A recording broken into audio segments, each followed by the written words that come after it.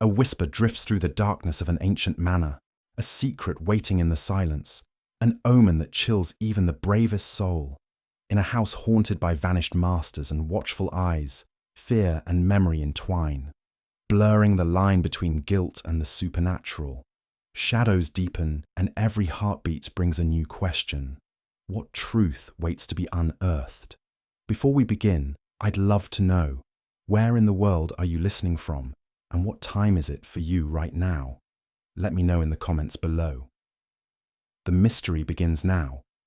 There are certain rare afternoons in Baker Street when the world itself appears to have grown still, as though London had exhaled and was content to doze for an hour in the waning light. On such a day, I found myself seated beside Sherlock Holmes, my friend and constant source of wonder, as he leaned half-reclined upon our settee, his slender hands steepled, his gaze fixed upon some abstract point above the mantelpiece.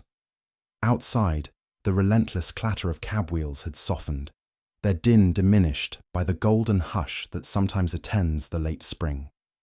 The street below, usually so animated with tradesmen and street urchins, now seemed deserted, save for the occasional distant cry of a newspaper boy advertising some minor scandal or diplomatic exchange. Within the walls of our lodgings, there hung an air of enforced idleness, of energies suspended for want of an outlet. Holmes, ever restive in inactivity, had not spoken for several minutes. His eyes, those pale, restless sentinels of intellect, seemed to be searching the shadows for a puzzle worthy of their focus. I, for my part, relished the peace, though I knew it was but a prelude to disturbance, as all our quiet moments ever were. Holmes, who had been silent, suddenly sat up with that subtle quickening I had come to recognize as the harbinger of deduction. His attention had strayed to the window, beyond which an unremarkable figure was labouring past, the gait of a man not yet old, yet already bent by disappointment. "You observe, Watson," Holmes began, "the fellow with the frayed glove and the curious limp?" I followed his gaze and nodded. "A victim of hard times, I imagine, though little more." Holmes smiled faintly. "Observe the flecks of green paint upon his right cuff, the yellowing about the knees of his trousers, the manner in which he favours his left side, yet moves with the rhythm of an accustomed walker, not an invalid. Our friend is a house painter by trade.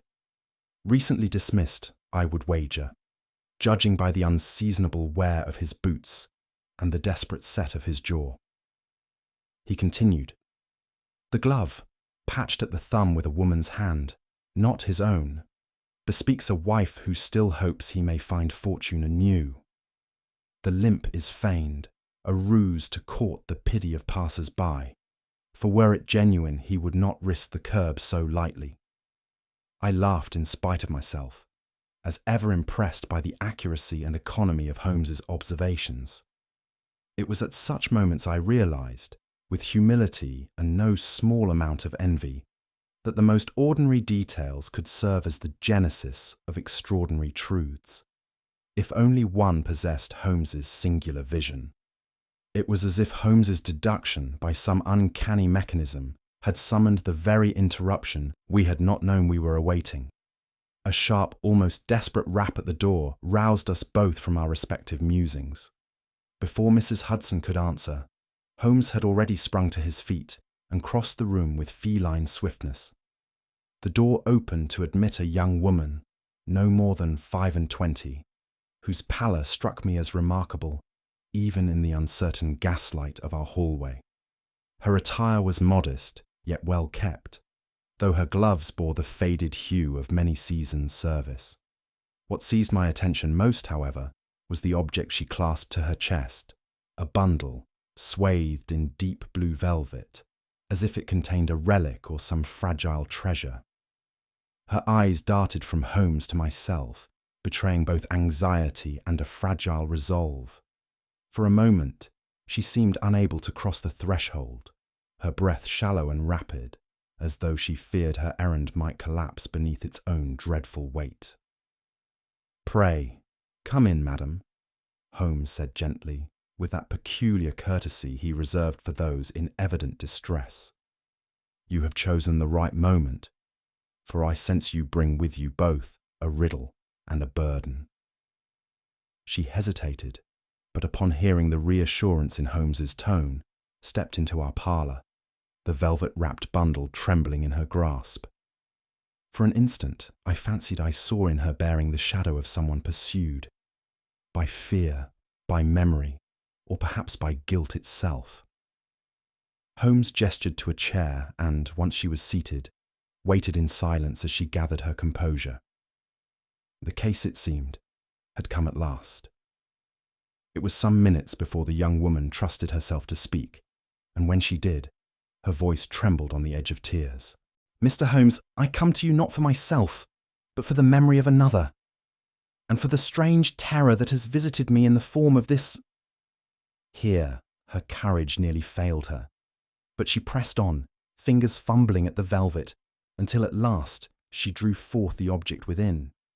To my astonishment, and I confess, my initial revulsion, it was a cat, preserved in that grotesque art known to taxidermists, its fur white as frost, its form uncannily lifelike even in death. Most peculiar of all was its face. One glass eye gleamed coldly, while the other socket gaped empty and dark, lending the creature a baleful, haunted aspect.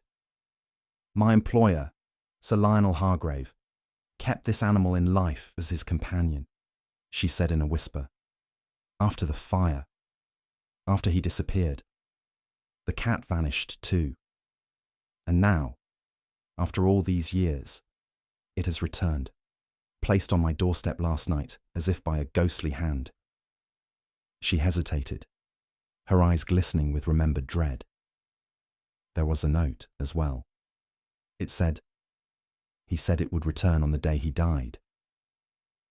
For a moment, even Holmes was silent, his features set in an expression I rarely beheld, a fusion of fascination and foreboding. The puzzle of the one-eyed cat had begun, and with it, the first shadow crept across our quiet afternoon. Miss Eliza Bray introduced herself with a composure that seemed at odds with the trembling of her hands. She was a woman of modest stature, neither plain nor beautiful, but with a delicacy of bearing which, even in the most ordinary circumstances, might have drawn a second glance from the discerning. Now, however, she seemed all but consumed by a dread she struggled to master. It was Holmes who, by a kind word and a steadying presence, encouraged her to speak. She began her tale in hesitant tones, eyes never far from the velvet-wrapped cat which rested, inert and ghastly, upon our table. "I cannot explain, Mr. Holmes, how it came to be there. Last night, at the stroke of 11, I heard a knock upon the door of my lodgings in Bloomsbury. I found no messenger, no carriage upon the street, only that—" She gestured toward the feline effigy, her voice faltering. "The cat was once the property of Sir Lionel Hargreaves, my former employer at Greystone Manor in Hampshire. After the fire, after all that happened, it disappeared. I never expected to see it again. When I beheld it upon my step, I felt as if some dreadful promise had been fulfilled." Holmes regarded her with an inscrutable expression. "And you have reason to connect its return with something more than the natural order of events?" he inquired, his tone neither sympathetic nor dismissive, but rather as one seeking the precise mechanism of her terror. She nodded, unable to trust herself with further speech, and I sensed that the true cause of her fear lay yet concealed beneath the visible surface of her words. With a gentle prompt from Holmes, Miss Bray pressed on, her account taking on a more narrative tone. She described Sir Lionel Hargreaves, the last master of Greystone Manor, as a man both brilliant and solitary, a collector of rare art, peculiar animals, and, as she put it, secrets too burdensome to be named aloud. The household, she explained, had been one of rigid formality, governed by Hargreaves' unpredictable temper and arcane interests. The fire had broken out late one autumn night, consuming the western wing and sending the household into chaos. Amidst the confusion, Hargreaves was said to have vanished. No body had ever been recovered, nor was there any certainty as to his fate. Some believed he perished in the flames, she said. Others that he absconded to avoid the consequences of his affairs. Rumours flourished in the wake of his disappearance, that he had enemies among his kin, that his will was altered in secret, and that the fire itself was no accident. Miss Bray, who had been away that night attending to a sick relative, learned of the disaster only after the estate was left in ruins and its master declared dead in absentia. It is said the cat was last seen prowling the scorched ruins, and then it too was gone. Until now. She paused, visibly spent by the effort of recollection, and I found myself unsettled by the impression that hers was not merely a tale of misfortune, but the overture to a deeper and more personal tragedy. Holmes, who had listened thus far without interruption, now drew the velvet bundle nearer and examined the taxidermied cat with his characteristic thoroughness. I could not repress a shudder as he turned the creature gently, scrutinizing the artistry and noting the singularity of its features. Observe, Watson, the workmanship. This is no common specimen, but the labour of a master. The glass eye is missing from the left socket, and its absence is not the result of accident.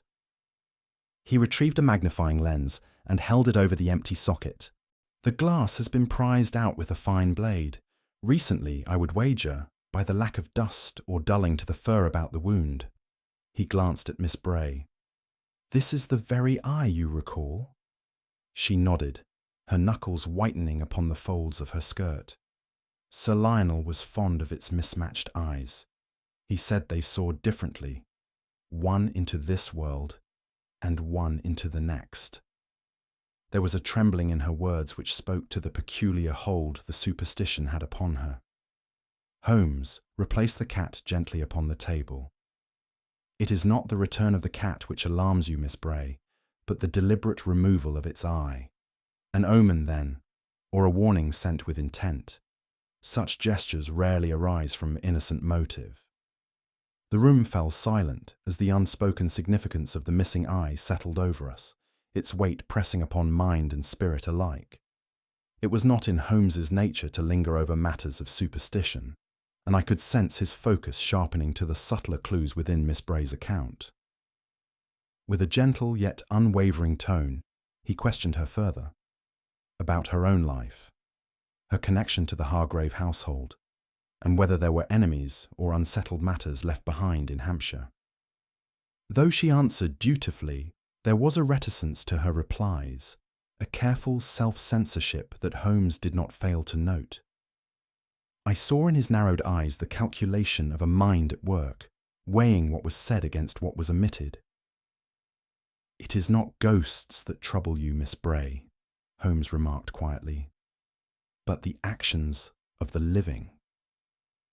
She started, her gaze meeting his with sudden fear, and in that instant I was reminded of the manifold ways in which the past may lay claim upon the present. A moment later she looked away, and for all her composure, I saw she was haunted not by legend, but by memory, perhaps by knowledge which, for reasons her own, she dared not yet impart. Holmes's mind, once set in motion, seldom tolerated delay. As Miss Bray's interview concluded, he rose and addressed her with a tone of gentle finality.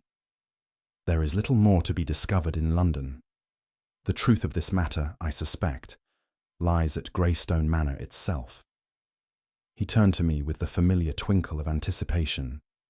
"Pack lightly, Watson. We shall take the first train to Hampshire in the morning. Miss Bray, if you would accompany us, I should welcome your guidance through the remnants of your late employer's estate." She assented with visible relief, the pall of dread lifting momentarily from her features. For myself, I felt the old thrill of anticipation that always attended the opening of a new and promising case, one in which the boundaries between reason and fear, past and present, would soon be tested to their very limits. And so it was, beneath the watchful gaze of the one-eyed cat, that our quiet lodgings on Baker Street were once more left behind for the uncertain terrain of mystery and memory. Our journey to Hampshire was marked by a persistent drizzle and a silence which neither Holmes nor Miss Bray seemed disposed to break. As the train drew near our destination, I found my mind replaying the particulars of Miss Bray's account and the peculiar chill that had crept into Baker Street with the return of the one-eyed cat. Holmes, for his part, was wholly absorbed in the study of a battered ordnance map and the perusal of a bundle of newspaper clippings concerning the Hargreaves family, which he had, with his usual foresight, procured from the British Library that very morning.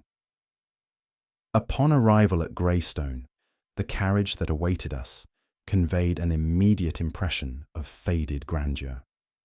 The estate itself loomed on the horizon, the remnants of its western wing standing in stark relief against the shifting grey of the afternoon sky. The closer we drew, the more pronounced became the scars of that fateful fire.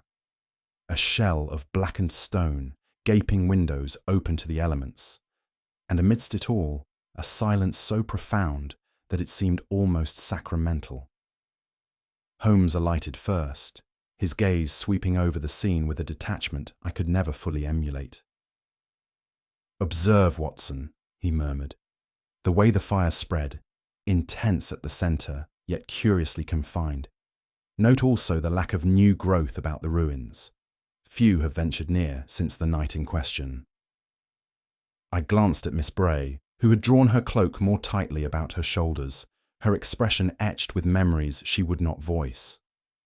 The very air was heavy with foreboding, as if the estate itself resented our intrusion. It was in that desolate hush that I first glimpsed, not just the evidence of past calamity, but the living residue of secrets yet unspoken.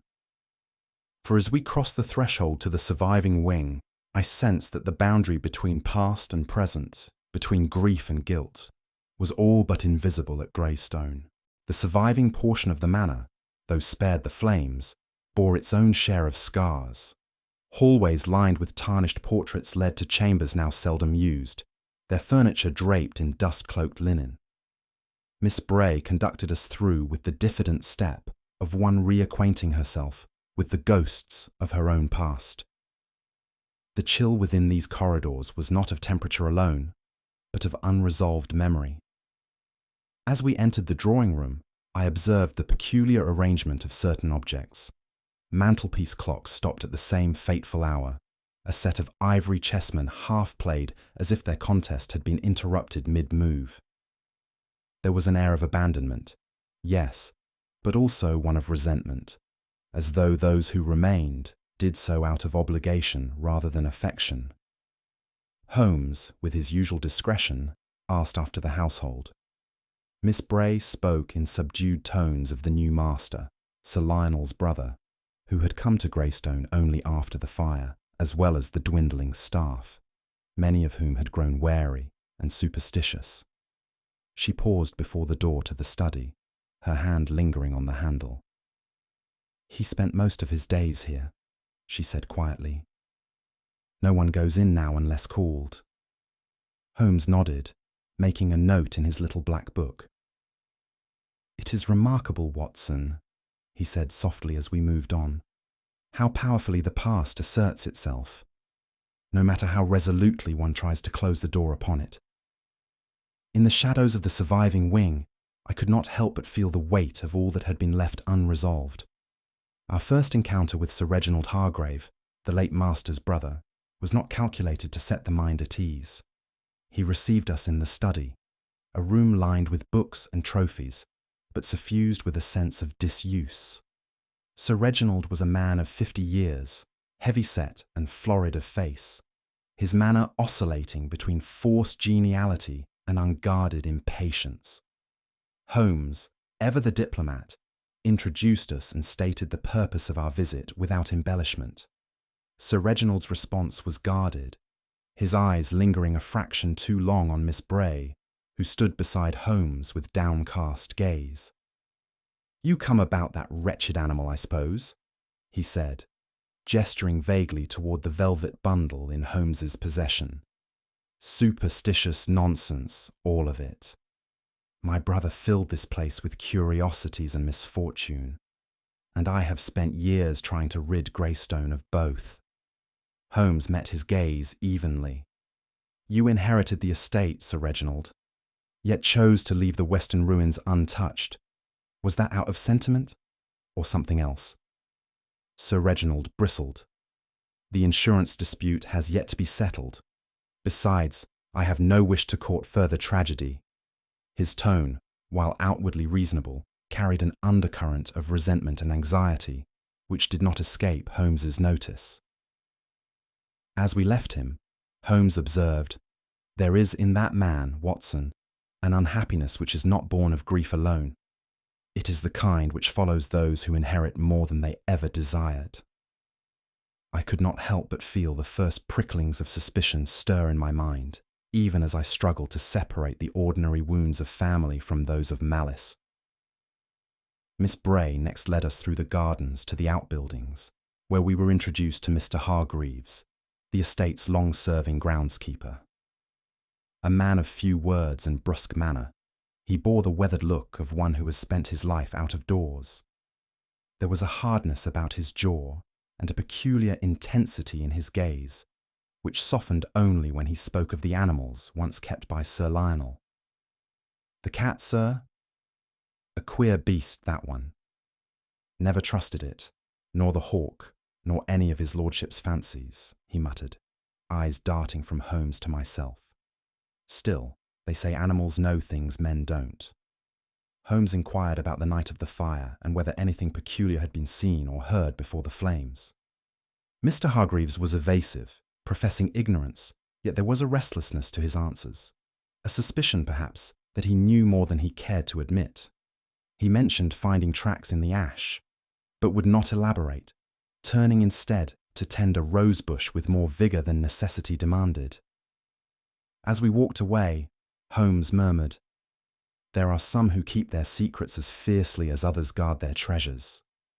It would be folly, Watson, to dismiss the significance of animal loyalty or of human silence." The groundskeeper's words lingered in my mind as we returned to the house, uncertain whether we had met a mere bystander or an unwitting accomplice to the mysteries that haunted Greystone. It was in the dim-lit corridor adjoining the servants' quarters that I first made the acquaintance of Margaret, the housemaid known to all as the Blind One. Her manner was quiet, deferential, her gaze fixed askew as she turned her sightless eyes in my direction. She was a woman of uncertain years, with a face made plain by suffering, but not devoid of a certain strength. I introduced myself and spoke of the cat, to which she responded with an odd mixture of fondness and dread. "Sir Lionel always said it kept the evil away," she murmured. "But I never trusted the way it watched, sir, not with both eyes the same. It would sit by the window for hours, staring into the smoke."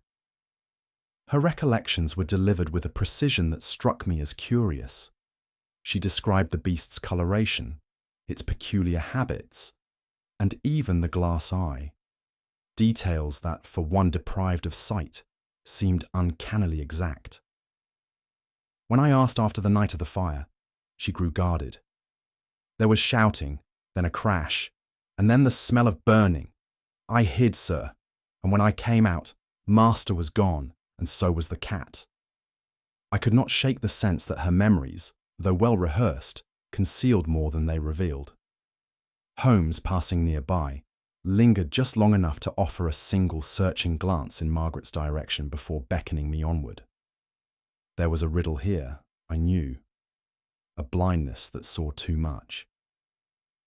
It was Holmes's instinct for the overlooked that led us, in the course of our explorations, to the farthest reaches of the eastern wing. There, beneath a fraying carpet and behind a set of unused shelves, he discovered a trapdoor so artfully concealed that, had it not been for a stray draught of air, it might have remained hidden for years to come. He knelt and, with careful hands, eased the hatch open.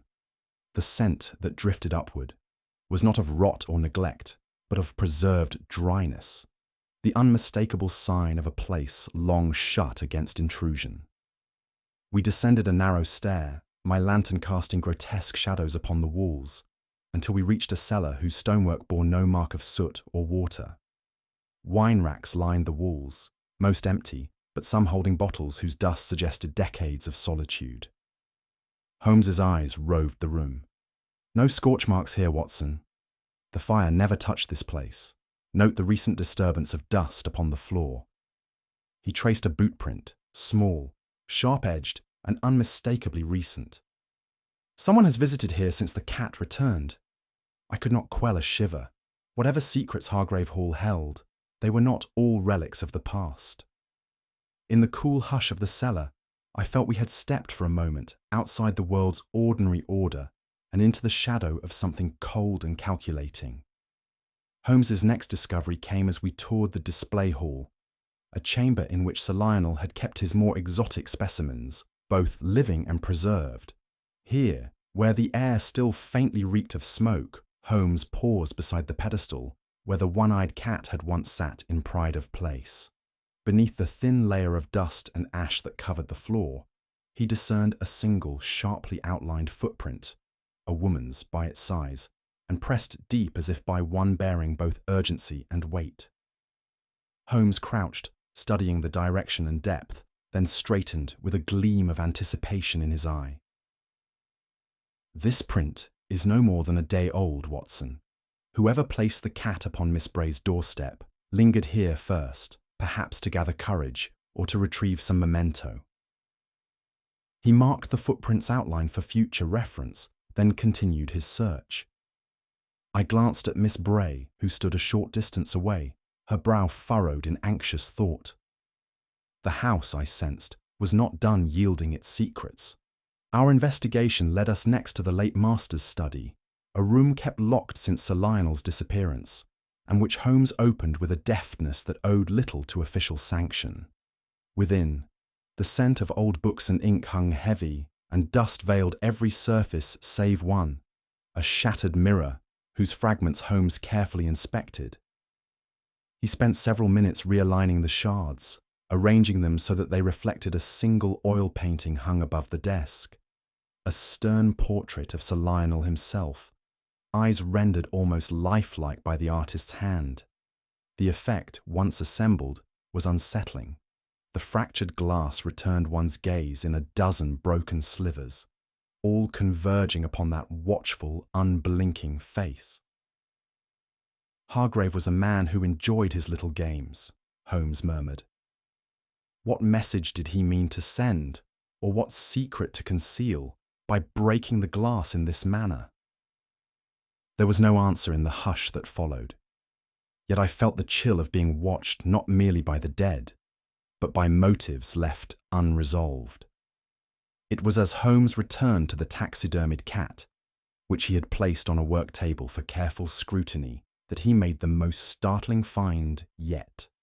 With a surgeon's delicacy, he parted the stitches along the creature's underbelly and drew forth a thin, folded slip of paper, yellowed but intact. Unfolding it, he read aloud, "The eye sees not what the hand has signed."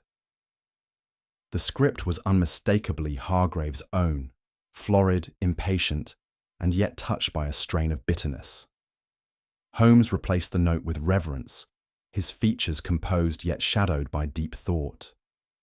"We have, Watson, the first tangible proof that this mystery is one not merely of the senses, but of conscience." The riddle, it seemed, was as much about what could not be seen as what was brought to light.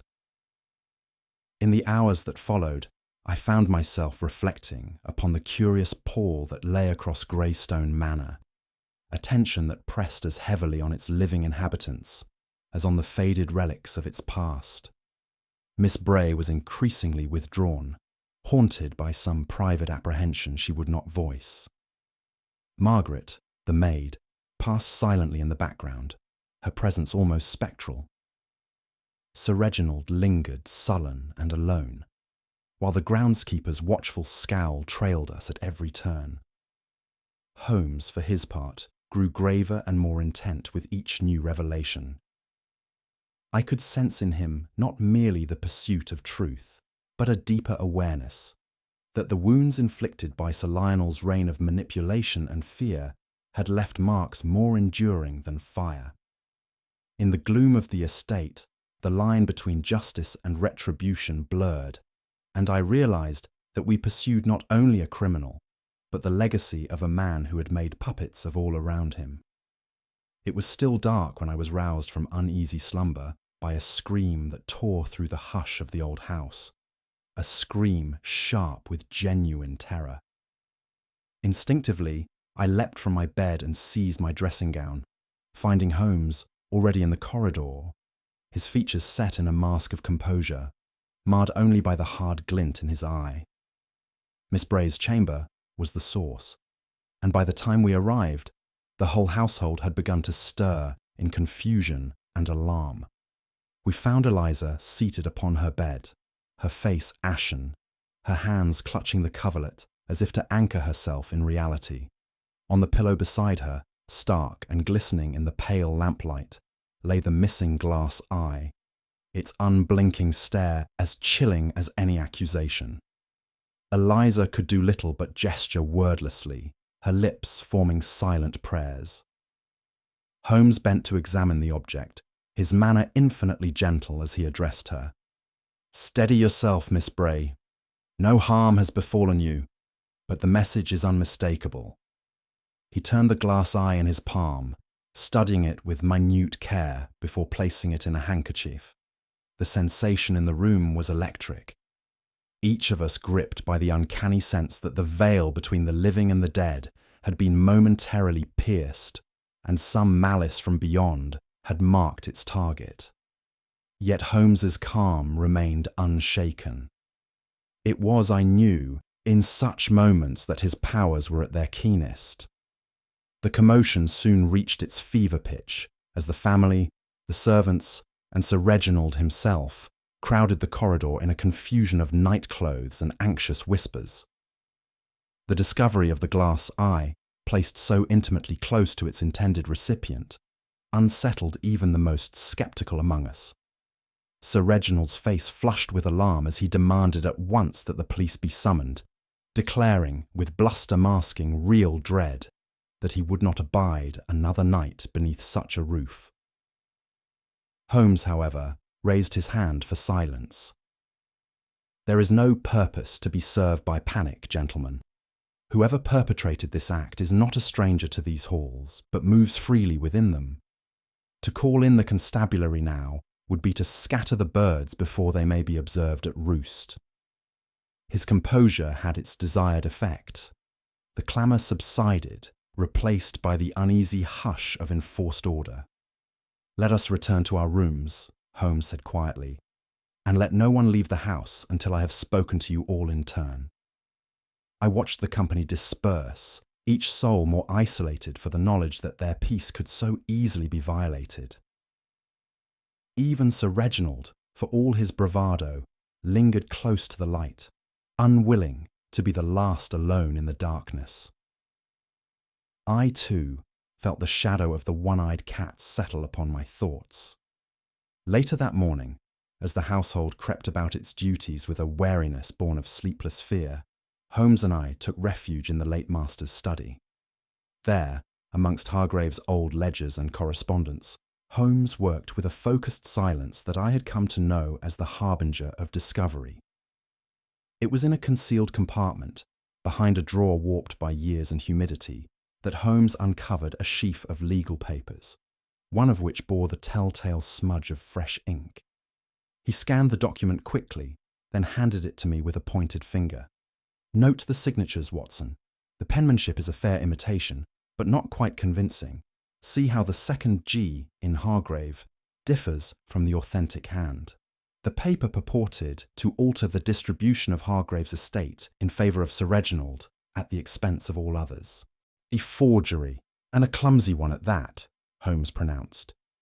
"But its presence here now suggests the hand that placed the eye upon Miss Bray's pillow is also the hand that would alter the course of inheritance. The crime, Watson, is no longer merely of the senses, but of the law. It was a chilling revelation, for it made plain that what we pursued was no idle ghost story, but the calculated work of a mind set upon usurpation, if not worse. My suspicions, stirred by Margaret's earlier testimony, impelled me to seek her out once more. I found her in the scullery, scrubbing at a basin with a diligence that seemed an excuse for distraction. I broached the topic of the night's terror and the peculiar clarity of her prior recollections. To my gentle inquiries, she replied, "A housemaid notices things, sir, even if she cannot see. I was not always blind, you know, only after the fire." There was a bitterness in her tone, a fleeting regret that flickered and was gone. But I pressed a little further, asking about the years before the fire, and her answers grew evasive. She recalled the cat's every movement, could recount the pattern of the hawk's feathers, and knew the way the rooms were arranged with a confidence that belied her claimed blindness. A suspicion formed in my mind, a suspicion that was at once fantastic and plausible in such a house as Greystone.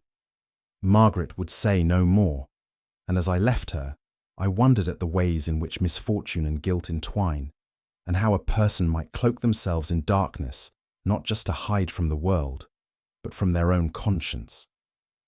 That afternoon, Holmes called me to the display hall with an urgency that dispelled all torpor.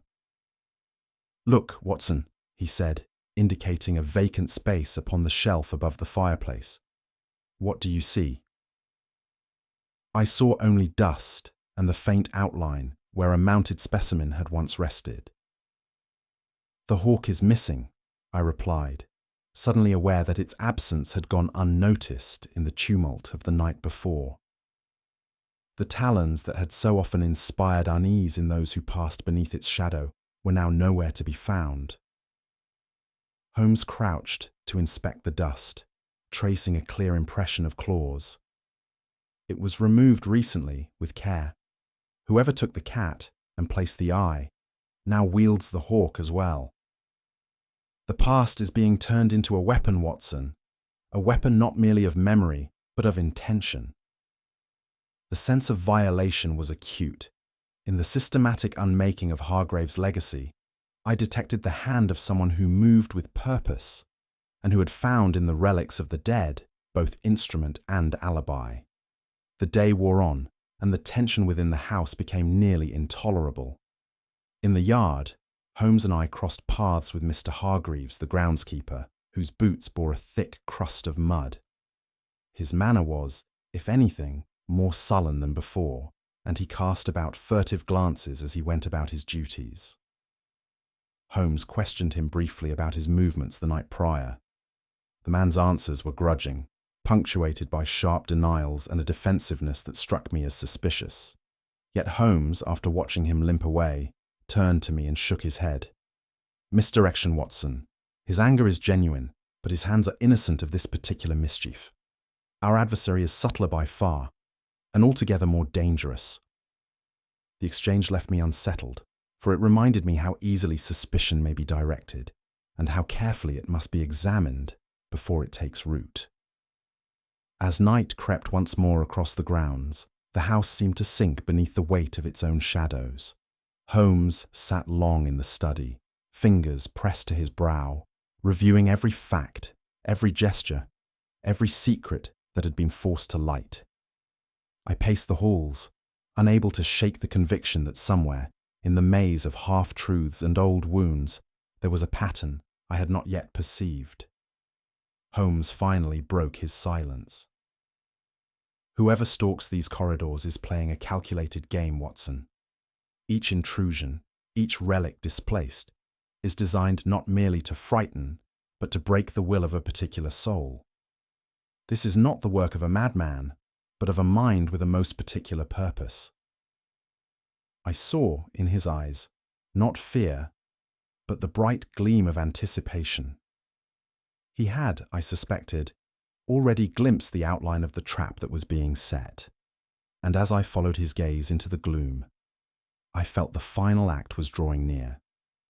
It was just past dawn, when a frantic pounding upon my door summoned me from uneasy sleep. Breathless and wild-eyed, a servant gasped that Sir Reginald had not returned to his room.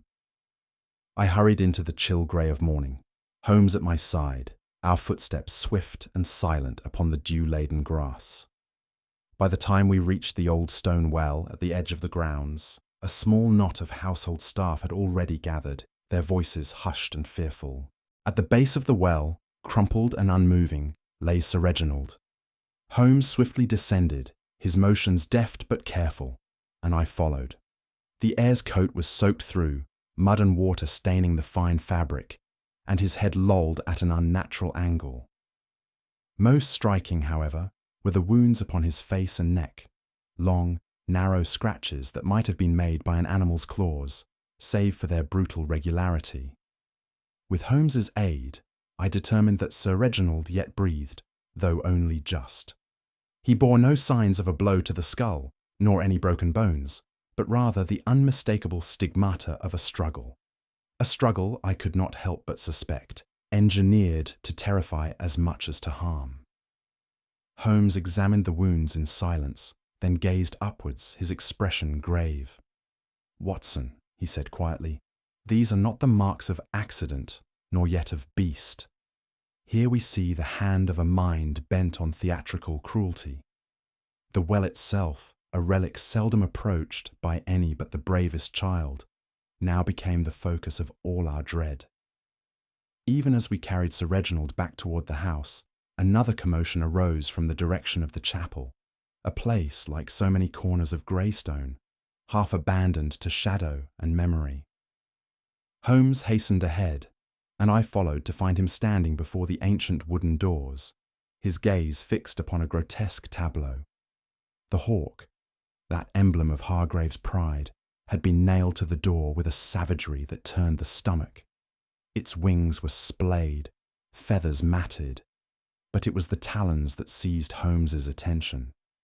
With the gentlest touch, he prized one free and sniffed the tip, then withdrew a glass vial from his pocket and carefully scraped away a faint residue. He turned to me with a look of satisfaction tinged with sorrow. "Poison, Watson. Strychnine, if I am not mistaken, and applied with a care that bespeaks both knowledge and intent. Whoever arranged this spectacle meant it as both warning and threat." The household clustered in silent horror. The symbolism could not have been clearer to those who had known Sir Lionel. The cat's watchful gaze, the hawk's predatory strength, both now reduced to mute, violated relics. The air itself seemed to thicken, as though the very walls recoiled from the violence done within their bounds. It was in that bleak hour, as I stood by Holmes's side and gazed upon the ruined hawk, that I first perceived the sinister pattern emerging from the chaos. Holmes, ever the master of synthesis, gathered us in the study and spoke with a clarity that brooked no dissent. "We see now, Watson, the deliberate construction of fear, the cat placed as omen, the eye removed as a sign, the hawk displayed as both execution and message. Each act is calculated to disturb, to destabilize, to render those who live here uncertain of their own senses. But more than that, these are acts of preservation, totems of memory twisted into weapons." He drew the other's attention to the correspondence between the missing eye and the missing hawk. "Whoever orchestrates this campaign draws upon the deepest associations of the household, turning pets into portents, trophies into terrors." I could not help but shiver, for Holmes's words revealed a mind at once intimate with the estate's history and entirely lacking in remorse. As the commotion faded and the family retreated into a silence marked by dread, Holmes drew me aside, his voice low and urgent. "Watson, I have harboured a suspicion since first we arrived. Sir Lionel Hargrave did not perish in the fire, as so many were eager to believe. He was murdered, his death concealed amidst the chaos, his body hidden, and his legacy corrupted by those who profited from his absence." He looked at me gravely. The staging of these crimes is not the work of a newcomer.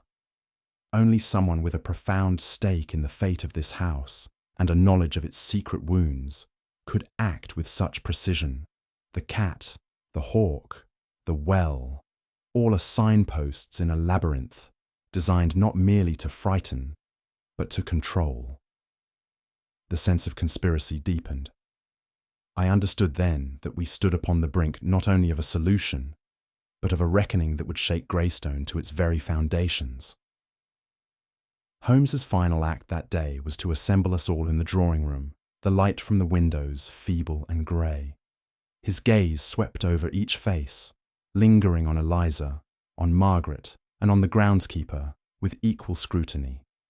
"There is a question at the heart of every crime, Watson," he said, addressing both me and the company at large. "Who stands to gain? Who finds in the absence of Sir Lionel the means to remake their own destiny, or to avenge a private wrong?" The silence that followed was profound. Each soul seemed to shrink beneath the weight of implication. I could see the lines of suspicion drawn anew, not just upon the guilty, but upon every heart that had ever loved or hated the Master of Greystone. Holmes did not provide the answer, not yet.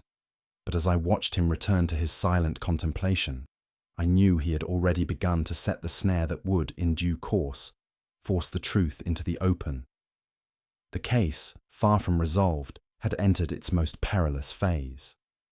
The morning following Sir Reginald's ordeal at the well, Holmes moved with a quiet assurance that signalled the final stages of his design. He summoned me to his side in the breakfast room, where, beneath the gentle clatter of silver and porcelain, he outlined his next manoeuvre. "I have, with the aid of our reliable housekeeper, discreetly circulated word that Sir Reginald's injuries have proved mortal.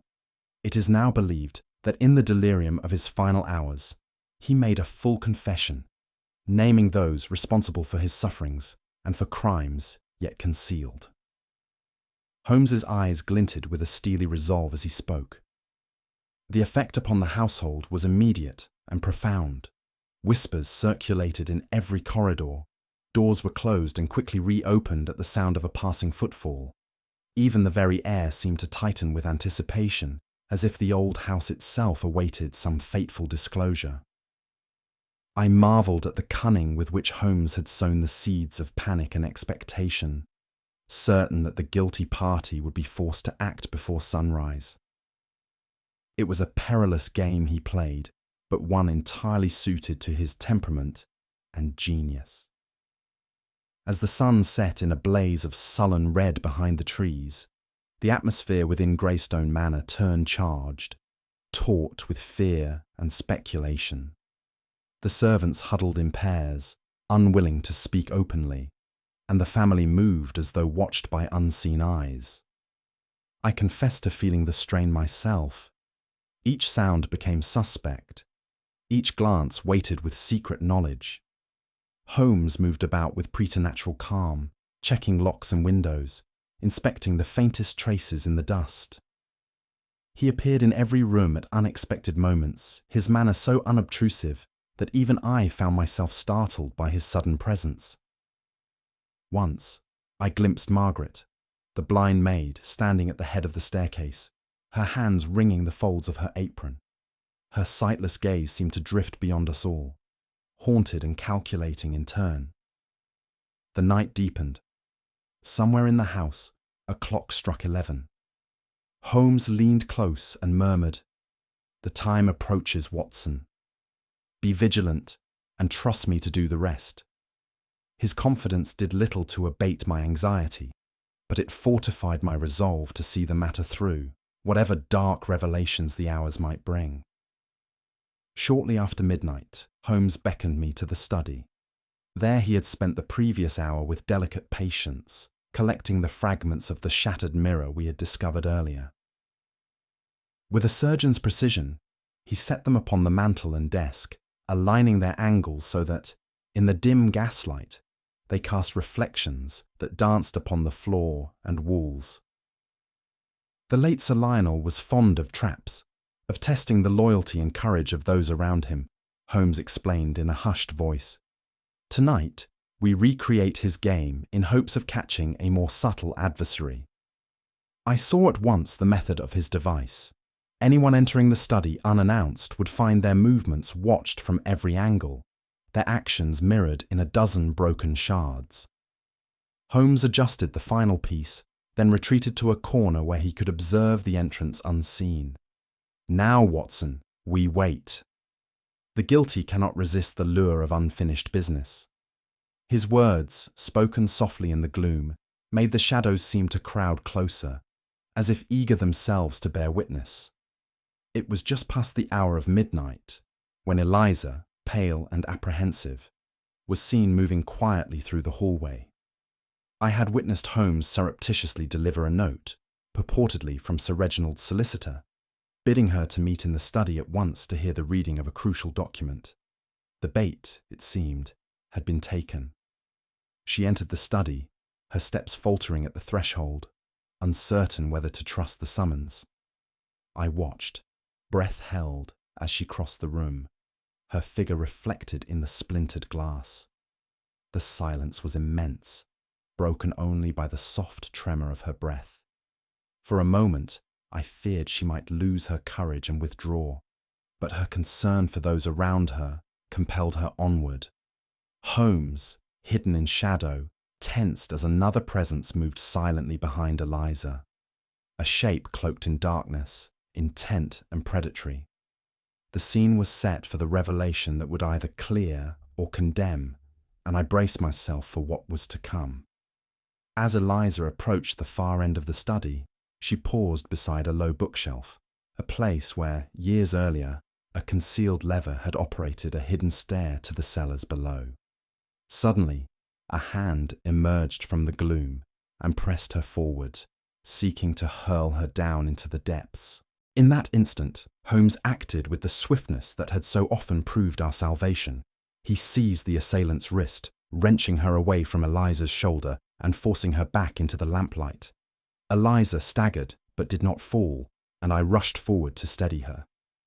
The figure thus revealed was Margaret, the blind maid, her features twisted with rage and terror, her hands trembling as she fought Holmes's grip. For a moment, she seemed to struggle with herself as much as with her captor, torn between the urge to flee and the compulsion to confess. Holmes's voice was low but implacable. "The time for secrets is past, Margaret. You must speak now, or be lost to them forever." Margaret's resistance ebbed away as Holmes released her. She slumped into a chair, her sightless eyes turned inward, as if reading the ledger of her own sins. The room was silent save for her uneven breathing and the low, anguished voice in which she began her confession. "I loved him, you see, loved Sir Lionel as none but a fool could love. He promised me everything, his name, his fortune, a place in this house beyond servant's livery. But when the fire came, he abandoned me to the dark and the smoke. I was blinded not by flames, but by grief." Holmes watched her with that rare gentleness he reserved for the ruined and penitent. "You concealed your vision for years, Margaret. Why endure such suffering?" Her lips quivered. It was easier to be pitied than despised. I waited for him to return, but all that came back was the cat, and with it, the memories I could not bear. I took his secrets and made them haunt this house, as I myself have been haunted. As she finished, the assembled company looked on with a mingling of horror and sympathy, the boundaries of guilt and victimhood blurred as never before. Margaret's confession spilled forth in a torrent of anguish. She described how, in the years following Sir Lionel's disappearance, she had retrieved the preserved animals from their hiding places and staged their reappearances as omens of judgment. The cat, the hawk, each was a symbol of loss, a messenger of guilt meant to terrify and accuse. I wanted them all to feel as I had felt, alone, forgotten, cursed by memory. It was not for inheritance or revenge, but for the simple recognition of my pain. I made ghosts of the things he cherished, so that none could escape the past. Her words lingered in the air, and I saw in her not a villainess, but a soul warped by betrayal and isolation. In her madness, she had remade the house into a theatre of ghosts, each apparition a silent reproach. As the first light of dawn crept into the windows, the spell was at last broken. Margaret was led away, weeping quietly, her burden momentarily eased by confession. The family, Eliza, Sir Reginald, even the hardened groundskeeper, remained gathered, stunned by the enormity of what had transpired. Holmes, dignified and unyielding, addressed them with grave clarity. The terrors that have beset you were born not of supernatural agency, but of wounded memory and concealed wrongs. Let this house, cleansed at last by truth, find peace where before there was only torment. I watched as the household began to return to life, the weight of suspicion slowly replaced by something like relief. As Holmes and I retired to our rooms, I was left with a sense of solemn awe, not only for the detective's unerring intellect, but for the quiet tragedies that so often lie at the heart of the human soul. By Holmes's order, the entire household was convened in the drawing room as the pallid light of morning crept through the high windows. The air was heavy with dread, each face bearing the imprint of a sleepless night, and the corrosive uncertainty that had grown within these walls. Sir Reginald's wounded pride, Eliza's apprehensive resolve, the groundskeeper's watchful scowl, all were present, though it was Margaret who sat apart, her posture rigid, her unseeing eyes cast downward. Holmes stood by the hearth, his bearing both commanding and compassionate, his gaze sweeping the assembly as if to weigh each heart. The hush in the room was nearly absolute. It seemed that even the ancient clocks held their breath in anticipation. With a gesture, Holmes signalled for Margaret to step forward, and in that charged instant, all eyes turned to her as the final act of our grim drama commenced. As Margaret was brought before the assembled company, her composure wavered at last. Her hands, once so steady in their pretence of blindness, trembled openly. Her lips parted, but no words emerged. It was Holmes's quiet address, measured, never cruel, that drew her gaze upward. He spoke not as an accuser, but as a surgeon unveiling a hidden wound. At his gentle prompting, the silence broke. Margaret's shoulders sagged. The mask she had so carefully maintained slipped away, replaced by an exhaustion born of years of secrecy and longing. Her voice, when it came, was faint yet distinct. "I cannot run any longer. I am tired, so terribly tired."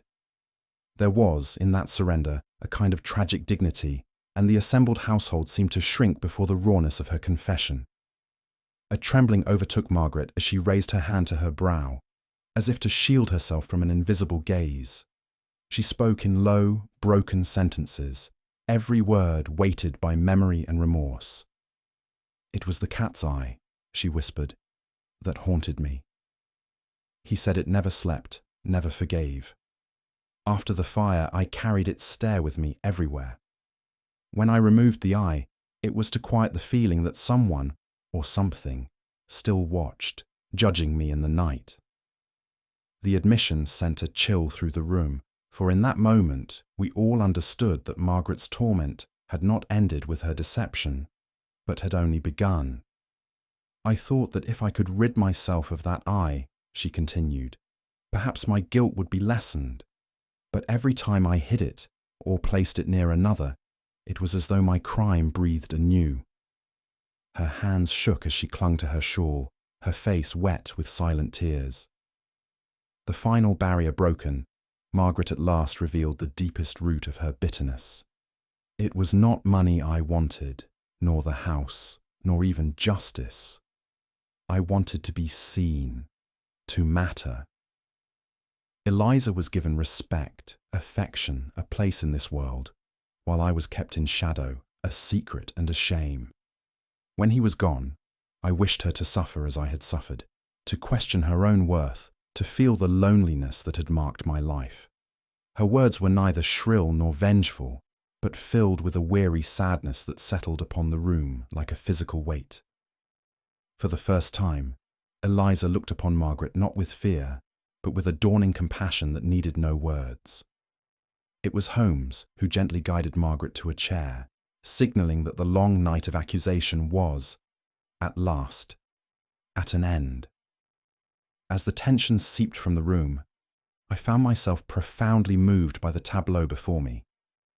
There was no triumph in Holmes's manner, only a grave sobriety and a quiet empathy for all who had been ensnared in the web of memory and longing.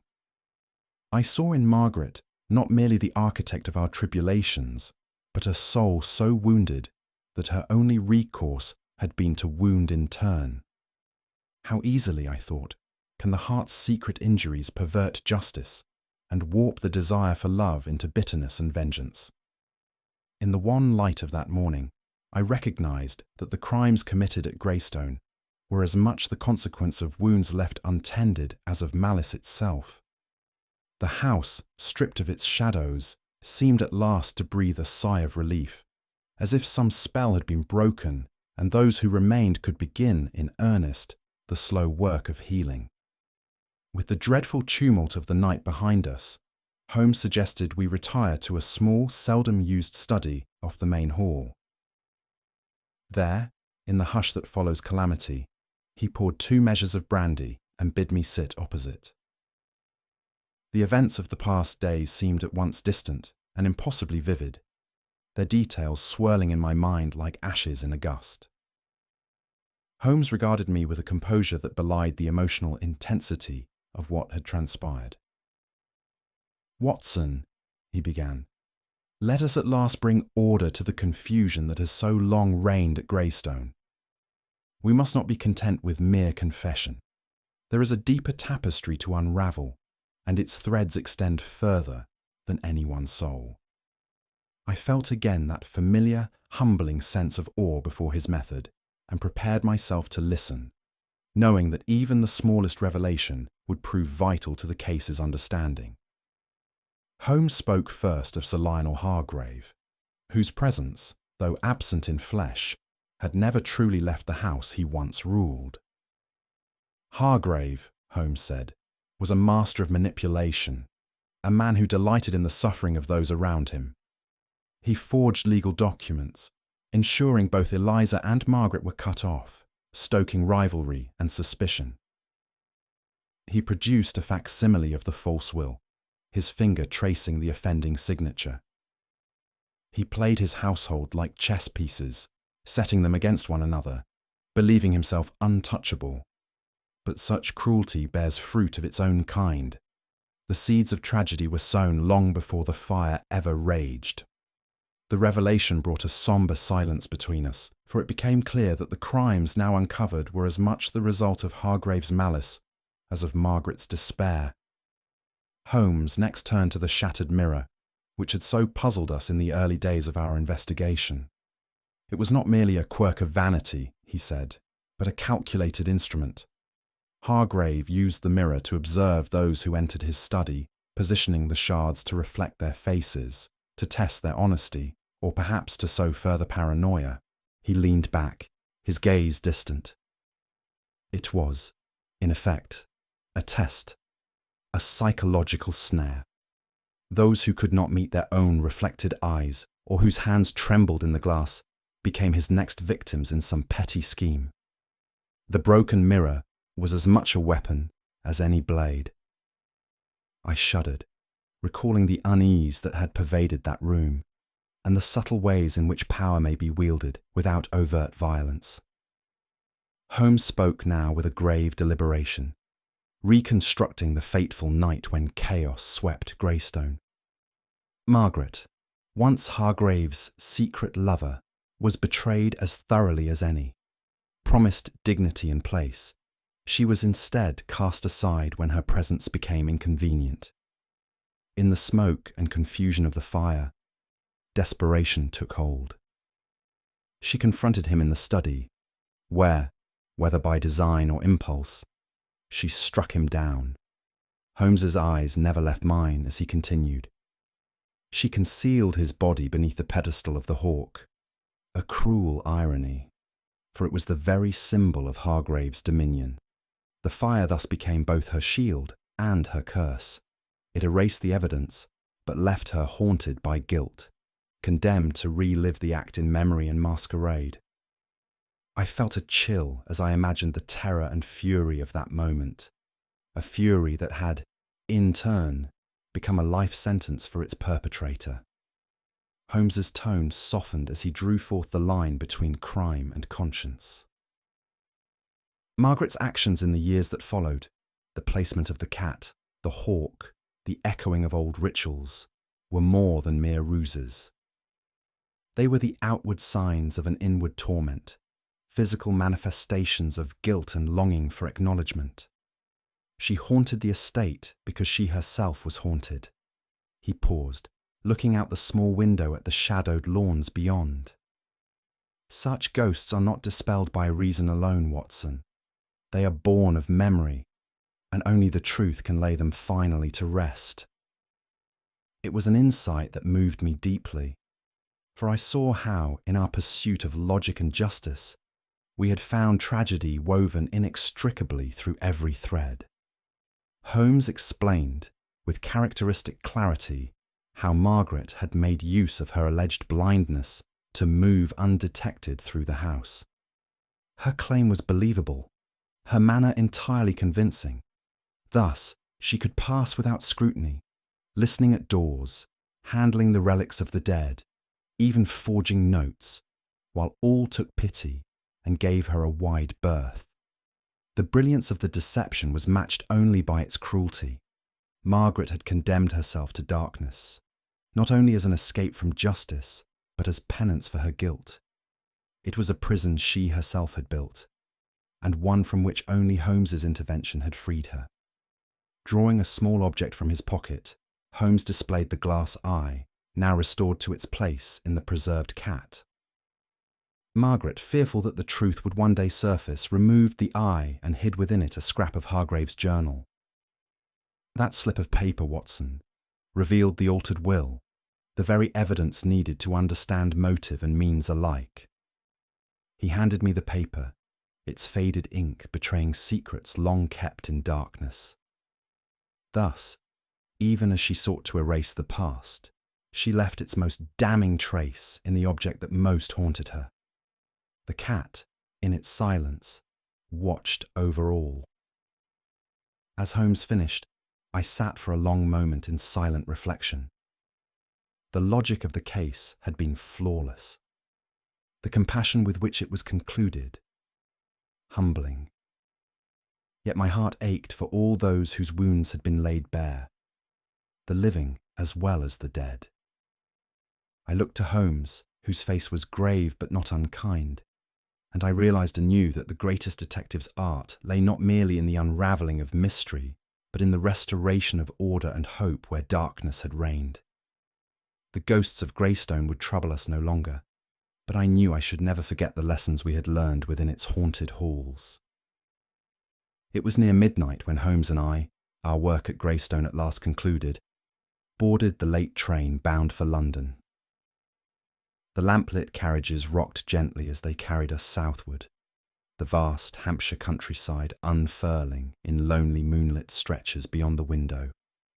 I sat in silence, my mind full of the echoes of what had transpired, the confessions, the revelations, and the sorrow that clung like mist to every thought. Holmes, as ever after a case, seemed to draw into himself, his long fingers steepled before his lips, his eyes half-lidded and remote. There was no trace of triumph in his manner, only the heavy gravity of one who has stared too long into the darker recesses of the human soul. I could not help but reflect on the fragile peace we had restored, how easily it might be shattered anew, and how much remained beyond the reach of justice or reason. The train's steady rhythm seemed, for a little while, to lull our cares. Yet the countryside gliding past was still and mournful, as if mourning its own secrets. In such moments, the world itself felt fragile, a veil easily torn by grief, memory, or love unreturned. As we travelled on through the deepening night, I found my thoughts turning again and again to the case's uncanny heart. I spoke softly, barely disturbing the hush between us. There was something more than mere guilt at work in that house, Holmes. It was as though the cat's solitary eye had watched not only Margaret, but all of us, judging, remembering, refusing to forget. The idea unsettled me more than I cared to admit. For all Holmes's logic and my own clinical habits of mind, there lingered a sense that some crimes, once set loose in the world, continue to echo and evolve, finding new shapes, new victims, long after the facts had been laid bare. Holmes did not reply at once, but the set of his jaw suggested that he, too, was moved by the mystery's strange aftertaste. At length, Holmes stirred, emerging from his reverie, to fix me with a gaze at once penetrating and mournful. "You are right, Watson," he said quietly. "There are crimes not born of avarice or rage, but of memory, of a heart that cannot bear the thought of being forgotten by the one who wronged it. The law punishes acts, but it cannot touch the shadows that remain behind, the loneliness, the craving for acknowledgement, the wounds that fester unseen." He paused, folding his hands in his lap. For some, the ghost is not the departed, but the unloved self, trapped in the halls of memory, compelled to haunt the living with reminders of what was lost or never found. We can restore order for a time, but the tides of longing and regret will always outlast the mere mechanics of justice. His words settled upon me with the weight of melancholy truth, and I knew, as I had known only rarely before, that the greatest mysteries we confront are often those which dwell within the soul. The train rolled on through fields and forests shrouded in violet dusk. I gazed out at the passing darkness, imagining all the houses we sped past. How many kept silent watch over unspoken griefs? How many hearts harboured secrets as strange and sorrowful as any we had uncovered at Greystone? It struck me then how little we know of our fellows, how easily the surface of a life may conceal vast untended wounds. The case of the one-eyed cat had begun with a whisper and ended with a wail, yet I sensed it would echo within me for many nights to come. Each time a shape moved in the shadows, or an unblinking eye seemed to follow me, I would remember the lessons of Greystone, that the past is never wholly buried, and that every soul is, in its own way, haunted. Holmes and I sat in thoughtful silence as the train bore us home, the lamps burning low, the world outside as inscrutable as ever. Between us hung the residue of questions left unanswered, and mysteries that perhaps would remain so always.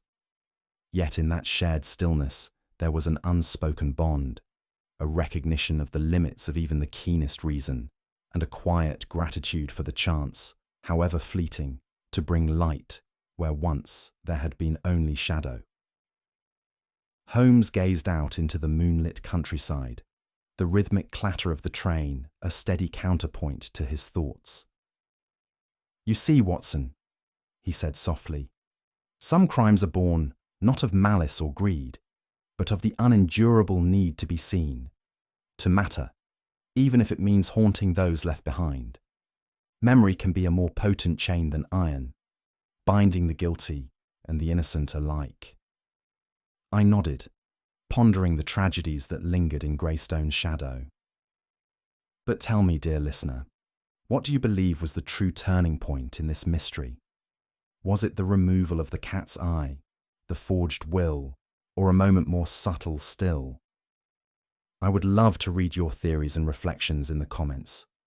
If you enjoyed unravelling this case with us, please share your thoughts below, subscribe for more Sherlock Holmes mysteries, and invite your friends and family to join our community of curious minds.